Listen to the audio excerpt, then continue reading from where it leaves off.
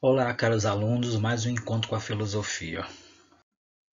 Tá. Desde o início dessa unidade 2, capítulo 3, estamos vendo, né, a proporção do pensamento desses filósofos, né, que no primeiro momento vimos eles dois juntos, que foi Heráclito e Parmênides. Depois então, vimos eles separadamente, né, Heráclito e o grande movimento, representante da escola jônica. Depois vimos Parmênides, o eterno e imutável, maior representante da escola eleata. Agora a gente vai dar continuidade a essa grande escola eleata, que teve outros adeptos fora o Parmênides, e a partir daí a gente vai entender como se desenvolver esse pensamento ao longo desse processo, sendo que todos esses filósofos, né, são conhecidos como filósofos também pré-socráticos, que vimos, né, da aula anterior, da unidade anterior, né? São filósofos que acreditavam muito sobre o movimento das coisas que dentro da própria natureza, que eles buscavam esses elementos primordiais. Aqui, a escola Aleata. A escola Aleata, hoje conhecida como escola eleática ou também escola itálica, porque ela está situada na Itália, né? É uma escola filosófica da pré-socrática, como falei para vocês, recebeu esse nome, função, por conta que ela está localizada na Aleia, na antiga Magna Grécia, situada no sul da Itália, local onde floresceu e grandes belezas, e também trouxe esses conhecimentos, esses filósofos. Nessa escola encontramos quatro grandes filósofos: Parmênides, que é o maior representante dessa escola, Xenofanes, Zenão e Melisso. Então, a partir daí, a gente vai falar um pouco sobre, né, Zenão, Xenofanes e Melisso, já que já vimos, né, todo o discurso, o pensamento, né, desse grande filósofo Parmênides, né, que foi uma contraposição contra os conhecimentos de Heráclito da escola jônica. A partir daí, a escola eleática ou a escola itálica, falada, né, por conta que é situada na Itália, né, foi uma escola de nome derivado da cidade Aleia, do sul da Itália, lugar de origem, né, de grandes principais pensadores filosóficos, como Parmênides, né, que é o grande representante dessa escola, Parmênides de Aleia, Zenão de Aleia, e depois temos Xenofanes de Colófon e Melisso de Samos. Engraçado que Xenofanes e Melisso, eles não nasceram na cidade de Alé, mas adotaram a cidade, né, como fosse realmente de nascença, por conta que eles começaram a desenvolver a mesma linha de pensamento e estudaram, e desenvolveram dentro da escola eleática, né? A partir daí, a escola é pouco a pouco diferente da jônica, como eu falei para vocês, onde estavam Tales de Mileto, Anaximenes, Anaximandro e Heráclito, né, caracterizou por não procurar uma explicação da realidade baseada na própria natureza. Eles buscavam, sim, pela razão. A partir dessa preocupação mais abstrata, eles começaram a apresentar primeiro o sopro de uma lógica que traria realmente raciocínio metafísica. E a partir desse raciocínio metafísica, que significa que são elementos trazidos da própria natureza, a metafísica, né? Hoje entendido no dia a dia nosso, que seria a física, a matemática e a química e a própria biologia, são pensadores que defendem a existência de uma realidade única, e a partir daí eles começaram a traçar esses conhecimentos buscando, né, como monistas. O que significa monista, como eu falei para vocês lá do Parmênides, gente. Monista é quando eles acreditavam só em um elemento. Para dizer, por exemplo, Deus, ele é único, né, onipotente, né, e imortal. Então, a partir daí, Deus ele é único. Então, eles são monistas, porque eles só acreditam em um só objeto. Encontra oposição ao mobilismo. Se lembra do mobilismo que eu falei lá de Heráclito? Que Heráclito acreditava que o movimento, a transformação no movimento, trazia o novo, né? O novo aparecimento, e já discordavam, né? Os pensadores da escola eleática já discordavam sobre essa questão bem, né? Que Heráclito pregava, né? Do seu raciocínio. Porém, o que eles diziam? A realidade para eles era única, imóvel, eterna, imutável. Ou seja, o princípio ou o fim continuava indivisível, não mudaria. Né? Nascer, desenvolver e morrer. Esse roteiro não ia se modificar, como Heráclito dizia que a partir do momento que se transformava, virava uma nova roupagem, ele já fazia uma contraposição sobre esse raciocínio de Heráclito. A partir daí começou alguns adeptos, né? Eu falei para vocês que Parmênides é o principal, né, filósofo que representa essa escola eleática, né? E a partir daí, mas teve outros filósofos que são importantes, que a gente vai começar a falar sobre eles, né? Sobre a sua representação em defesa, né, dessa filosofia antiga. Zenão de Aleia, né, nascido 490 a.C., morreu e faleceu 430 a.C. Discípulo de Parmênides, Zenão defendeu, né, um modo de apaixonado, né, pela filosofia de acordo com seu mestre. Seus métodos consistiam na elaboração do paradoxo. O que seria o paradoxo? Significa argumento ou pensamento. Era um método, né, que ele mesmo, Zenão, né, ele começou a adquirir ao longo dos seus estudos na própria escola e por raciocínio levado a esse conhecimento, de modo que ele pretendia refutar diferentemente da tese que combinaria mais na frente mostrar o absurdo dessas teses, que seria, portanto, a sua falsidade, que é isso que ele dizia. A argumentação, esse pensamento que se chamava paradoxo, praticamente ele dizia o seguinte, que poderia ser verdadeiro. O que significa isso? Pode ser ou não pode ser verdadeiro. Por isso que ele começava a criticar. Dentro desse paradoxo, ele fazia uma contraposição a esse raciocínio, né? E a partir daí ele via uma viabilidade desse movimento. Ou seja, ele dizia que nada mais são ilusões, segundo a escola eleática, onde ele estudou, ao contrário do Heráclito de Éfeso, né? Zenão exerceu atividades políticas, considerado por Aristóteles como criador da dialética. Mais na frente vai entender por que Aristóteles disse que Zenão foi o criador dessa dialética, né? Que significa a palavra caminho entre, né, conhecimento, ou seja, caminho entre ideias, que significa dialética. Então, Zenão que abriu esses caminhos entre os conhecimentos de ideia, e Aristóteles foi realmente consagrou, né, Zenão como esse pai da dialética.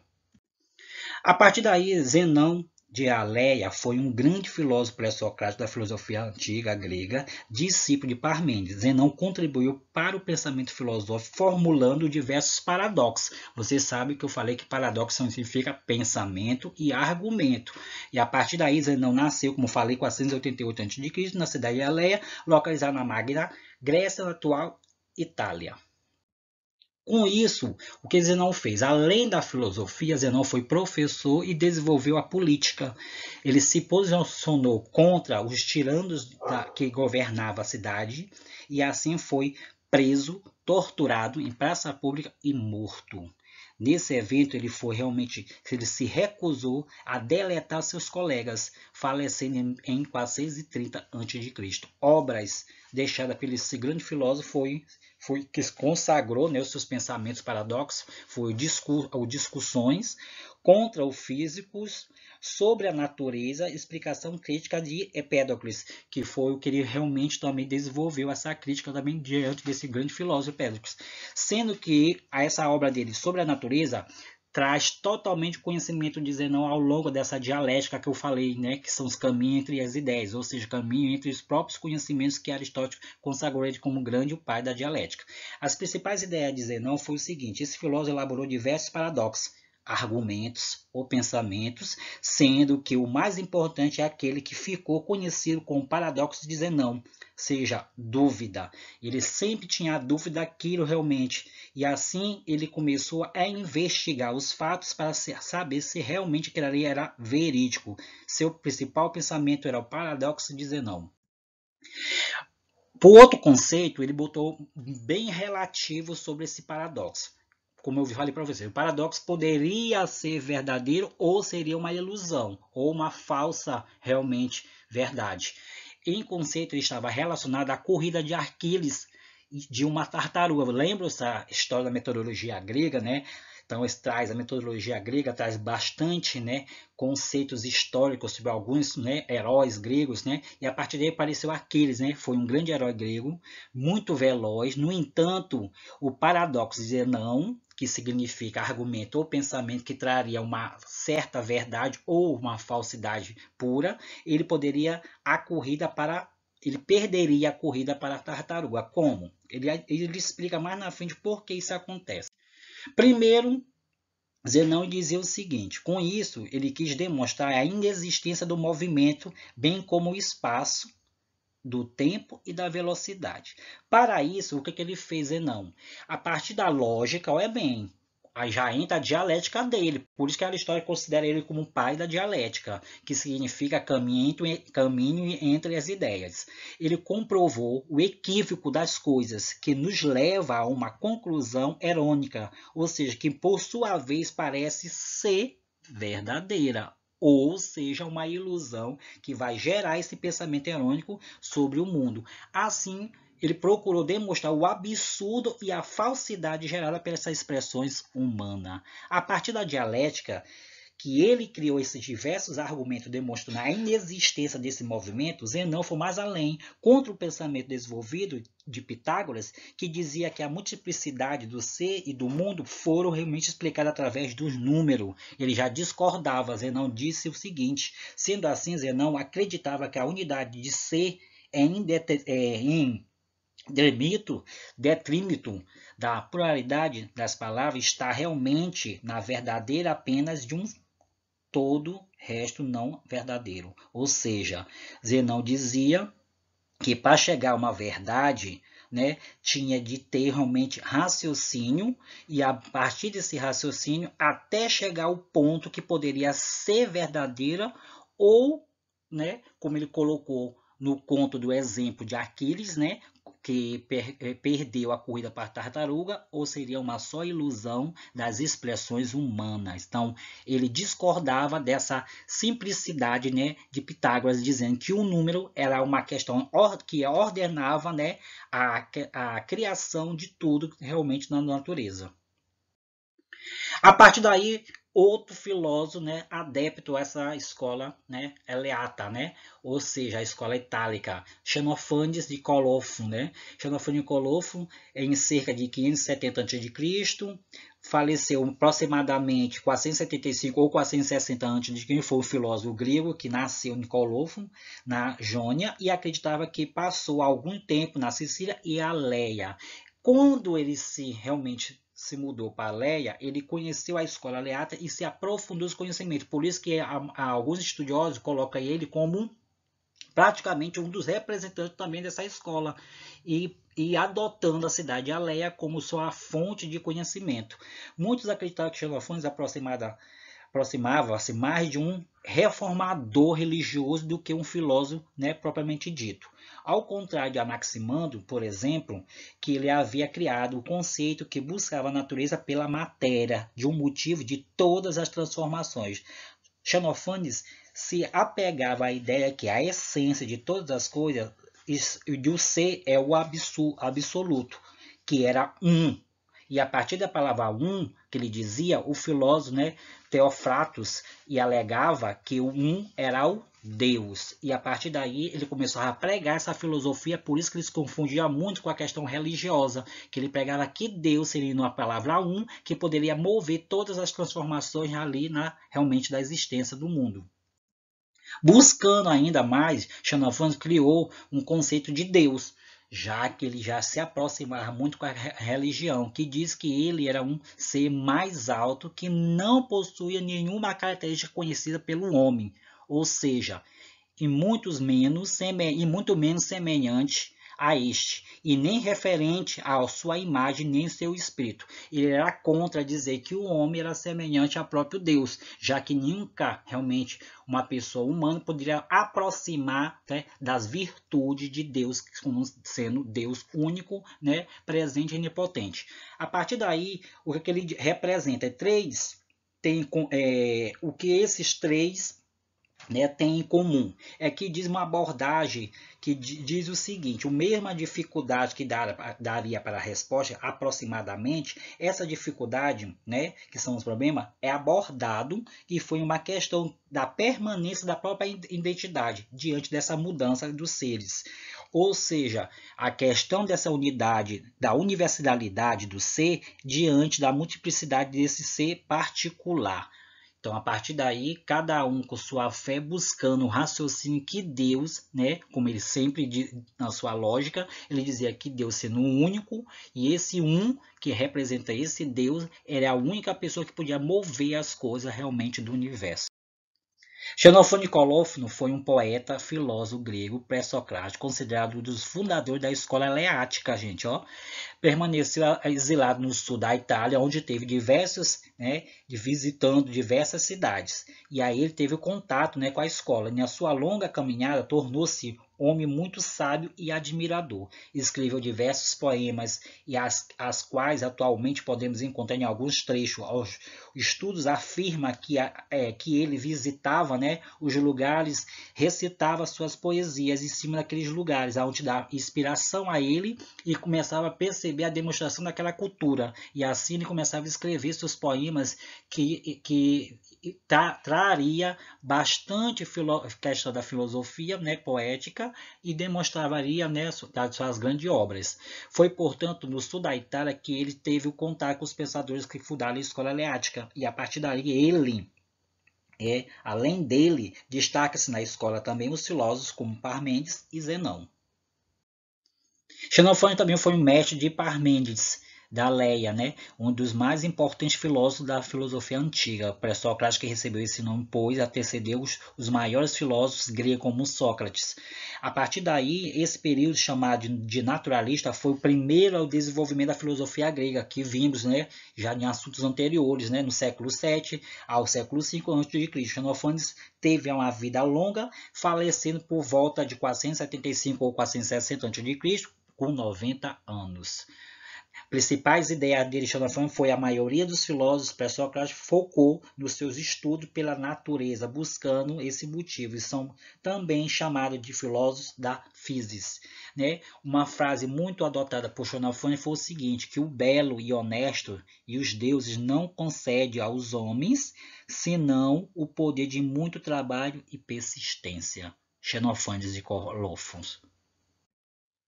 Saindo de Xenofônios, entramos de Melisso de Samos, né? Vimos que Xenofônios de Colófono e Melisso de Samos, eles adotaram a cidade de Aleia e por isso são reconhecidos como estudaram na escola aleática e são reconhecidos como precursor, né, dessa escola, ou seja, do conhecimento que a escola pregava.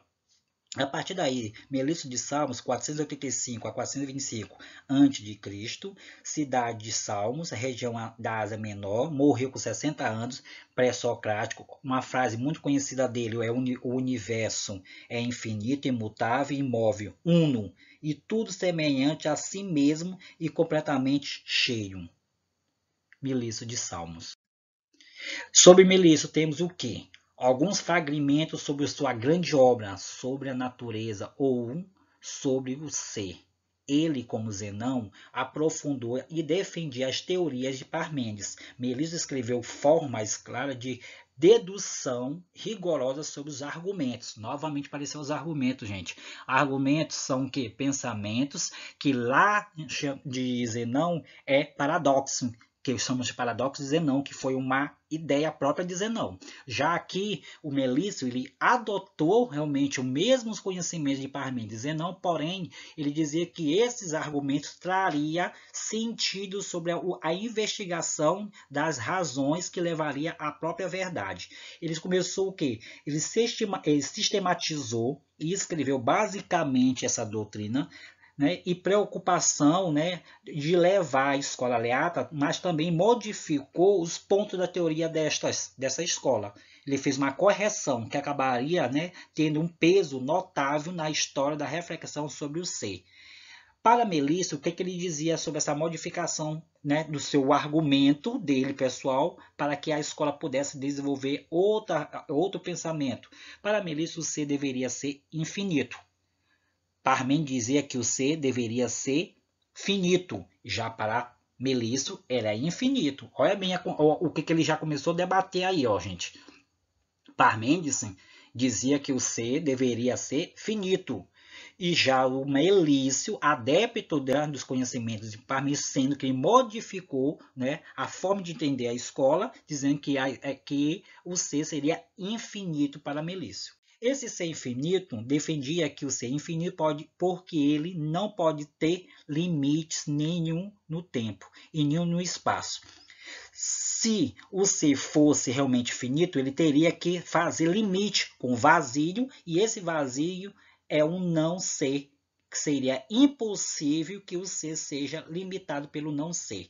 Então, ele começou a ter uma contraposição, né, do raciocínio de Parmênides. Então, o ser, para ele, além de ser infinito, é um ser uno.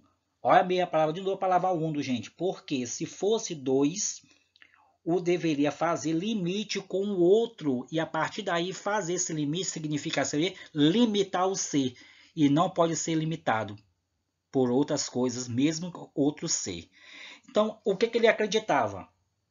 Bora lá. Melício, o ser para ele é infinito. Não pode ser o ser não pode ter sido gerado, pois se tivesse sido gerado ou se pudesse ter fim, o ser seria finito no tempo. Então ele dizia que o ser era infinito, não tinha limite, e a partir dessa limitação podia ser gerado outros conhecimentos, outra proposição, outro modo de ver realmente as proposições da natureza, e seria outros argumentos que surgiria mais na frente, que é isso que ele pensava. E a sua sentença diz o seguinte: se nada é, que coisa podemos dizer disso como se fosse alguma coisa? Sempre foi aquilo que sempre será. Porque se tivesse não sido, seria necessário que antes de nascer fosse nada. Mas se era nada, o nada não poderia ter nascido. Né? Melício de Salmos, o ser para ele é infinito.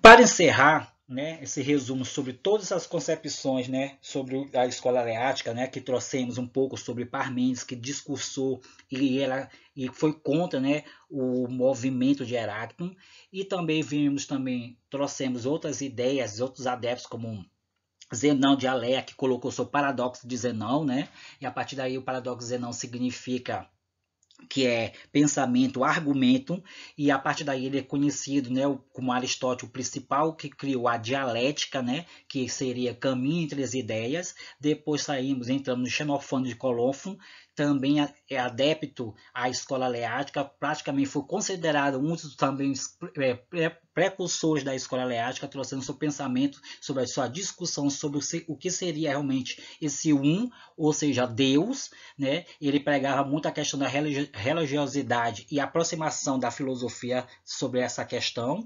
E depois, por último, Melício de Salmos, também adepto à escola eleática, com uma modificação que ele propôs da escola eleática, diferente de Parmênides, vocês viram, né? Ele dizia que o ser era infinito, e já Parmênides dizia que o ser era finito. E a partir daí, como ele começou a modificar essa visão da escola, ele começou a argumentar, colocando suas ideias em práticas, e foi conhecido como Melício de Salmo, que seria o ser infinito, ou seja, a natureza não tinha realmente limites. Fica com Deus e com essa palavra bem, esperança.